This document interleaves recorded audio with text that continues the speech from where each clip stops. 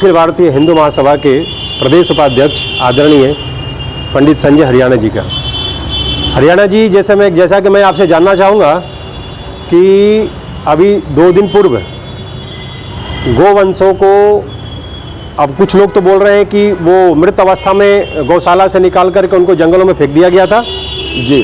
कुछ लोग ये बोल रहे हैं, गौरक्षकों का कहना है कि इनको काटा गया था, जबकि अभी ये भी सूत्रों के हवाले से निकल के खबर आ रही है कि जो पशु चिकित्सा अधिकारी हैं, जिन्होंने पोस्टमार्टम किया, तो ये बता रहे हैं कि ये नेचुरल डेथ है और वृद्धा उम्र एज काफ़ी हो जाने की वजह से ये डेथ है। आखिर इसमें दोषी कौन है, क्या वजह है? देखिए, जिस प्रकार से यह घटनाक्रम सामने आया, 60 से 70 गौ माता के गोवंश 3 महीने से लेकर और 10 साल तक की उम्र का उनका शरीर वहाँ पाया जाना, जिसमें कंकाल भी थे, और गोमाता कुछ इस प्रकार की भी प्रतीत हो रही थी जैसे कि कुछ दिवस पूर्व निश्चित रूप से उनके कानों में टैग भी मिले थे। 28 टैग तो कल मौके पर गिनती हो चुके थे, बाकी को तलाशा जा रहा था। निश्चित तौर पर सरकार योगी आदित्यनाथ जी गौशालाओं को पैसा देते हैं। अगर वह गौशाला की गायें थी तो निश्चित रूप से उन पर कार्रवाई होनी चाहिए थी। अगर गोकसी करने वालों ने अगर उन ढांचों को वहाँ डाला है जो कि हमारी गौ माता, जिनको में सारे भगवान वास करते हैं, निश्चित रूप से निंदनीय कृत्य था।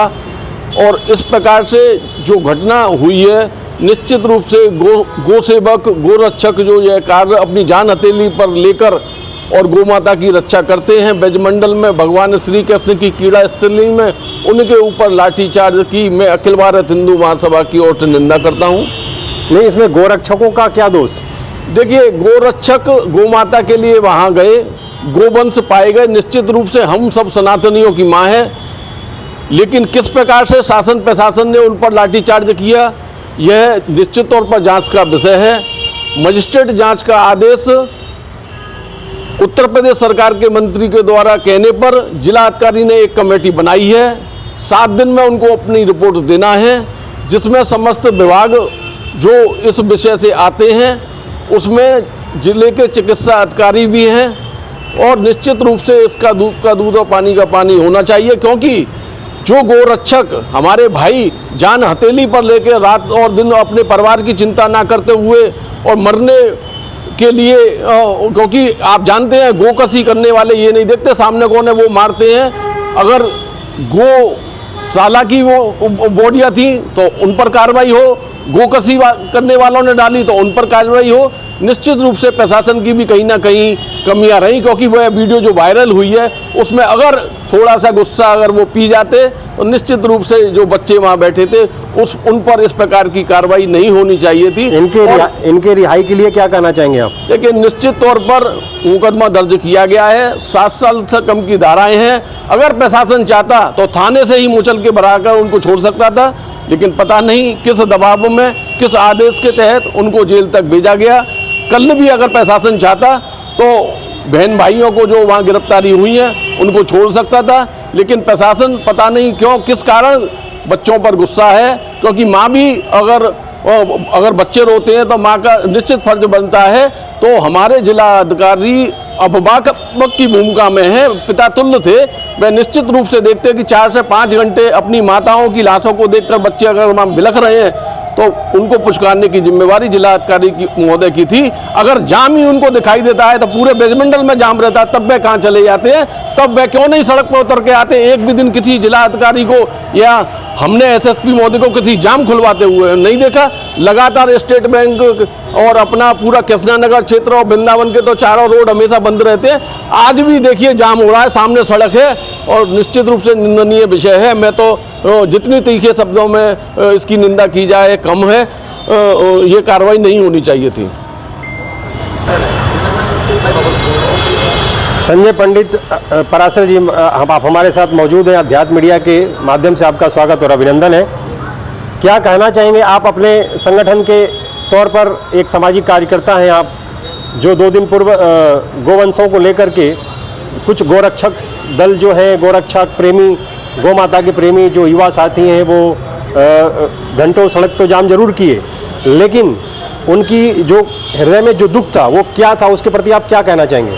राधे राधे। मैं संजय पंडित पराशर, राष्ट्रीय ब्राह्मण सेवा संघ का प्रदेश अध्यक्ष, कड़े शब्दों में निंदा करता हूँ इस भर्त्सना करते हैं इस घनघोर अत्याचार की, क्योंकि जिस तरह से बच्चों के ऊपर ये अत्याचार हुआ वो बहुत ही निंदनीय है। इस तरह का कोई कर्तव्य नहीं था। जैसा कि आप देखें, शाहीन बाग में लोग प्रोटेस्ट में बैठे, महीनों सड़क बंद रही, क्या आपने इस तरह का अत्याचार वहाँ पे किया? किसान बैठे हैं धरनों पे, सड़कों को घेर के, क्या आपने इस तरह का अत्याचार किया? नहीं किया। जहाँ तक जाम की समस्या है, किशन नगर से लेकर गोवर्धन चौराहे तक सदैव जाम रहता है, दिन में 3 बार जाम लगता है। इस वक्त भी देखें आप, भूतेश्वर पे जाम की स्थिति है, वृंदावन में जाम की स्थिति है। कभी भी इस तरह की बात नहीं होती, क्योंकि ये जो भी किया, बातों से ये बात हो सकती थी जिसमें इस तरह का लाठीचार्ज करने की कोई आवश्यकता नहीं थी। और जिस तरह से हमारे गौ भक्तों के ऊपर अत्याचार किया जा रहा है वो बहुत ही निंदनीय है। परंतु गौशालाओं की जो गाय थी, जिस तरह से वहाँ पर टैग मिले हैं उनके, वो गौशालों की गाय थी, उनके ऊपर कार्रवाई की जानी चाहिए, क्योंकि उनका दायित्व था। अगर नेचुरल डेथ से ये गाय मरी भी हैं तो उनको कम से कम ससम्मान उनको दफन किया जाना चाहिए। कुछ गौ माताओं का तो आंख भी निकाला गया था। ये हो सकता है कि आंख जानवर खा गए हों, कोई बड़ी बात नहीं है, क्योंकि काफ़ी दिन पुराना भी गौवंश वहाँ पे पड़ा हुआ था। परंतु गौशालाओं की जिम्मेदारी थी, नैतिक जिम्मेदारी थी कि गौवंश को ससम्मान दफन किया जाना चाहिए था। इसके ऊपर भी सख्त कार्रवाई करने की जरूरत है, क्योंकि आपको जब सरकार से मद मिलता है गौशाला के लिए, आप सरकार से फंड लेते हैं, तो कम से कम अगर नेचुरल डेथ भी थी, ठंड से भी मरी थी या भूख से मरी थी, जो भी है, तो ये तो जांच का विषय है। और ये उनकी नैतिक जिम्मेदारी थी कि उनको जो है गड्ढे में दफन किया जाना परम आवश्यक था। और दूसरी बात कि मथुरा एक बहुत ही संवेदनशील नगरी है, उसकी संवेदना और बढ़ जाती है जब इस तरह के गौवंश कहीं पाए जाते हैं। ऐसी अवस्था में तो सभी का, हिंदू जनमानस का आक्रोशित होना स्वाभाविक है। तो उसके लिए जिलाधिकारी जी को विशेष रूप से इस बात का संयम बरतना चाहिए था कि भाई अपनी माँ की दुर्दशा देखकर सभी लोगों का आक्रोशित होना संभावित है। श्रीमती उषा सोलंकी जी, आप मथुरा जिला के प्रभारी अखिल भारत हिंदू महासभा के, आपका स्वागत और अभिनंदन है अध्यात्म मीडिया वृंदावन के चैनल में।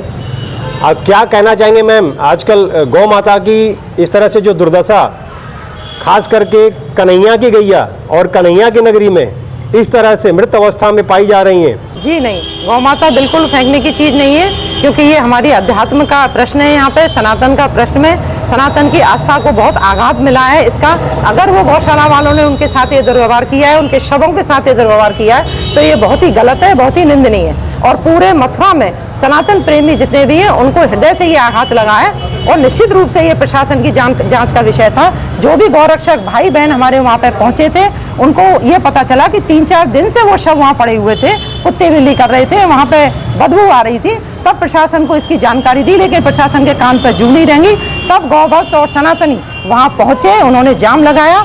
और कई वीडियो ऐसी हैं जहाँ गौभक्त हाथ जोड़ रहे हैं, जब डीएम साहब और एसएसपी साहब उनको आंख दिखा रहे हैं या उनको समझा रहे हैं, कड़े शब्दों में समझा रहे थे, तो भी गौभक्त हाथ जोड़ रहे थे और ये कह रहे थे ये भी हमारी माँ है, इनको आप जांच बिठा दीजिए। केवल खुद मैंने वो शब्द सुने हैं वीडियो में।